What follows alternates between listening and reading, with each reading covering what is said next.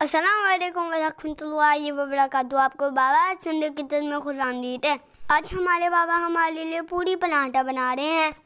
इसके लिए आपको 3 टेबल स्पून घी, 3 टेबल स्पून दही, 1 कप नीम गरम दूध, 1 टेबल स्पून नमक, 2 टेबल स्पून चीनी और 1 किलो सफ़ेद आटा चाहिए। सफ़ेद आटे को आम समाज में फाइन आटा भी कहते हैं। इस आटे में पहले बताए हुए सारे इंग्रेडिएंट्स शामिल कर दीजिए।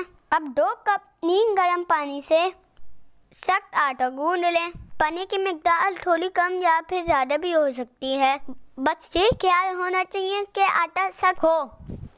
जब आटा अच्छी तरीके से गूंद जाए तो इसे प्लास्टिक से ढककर 1 घंटे के लिए रख दें। अब बड़े साइज़ के पेड़े बनाएं और इन्हें भी 10 मिनट के लिए रेस्ट दे दें। फिर इन्हें गोल रोटी की शक्ल में बेल लें और छुरी की मदद से 4 टुकड़े कर लें।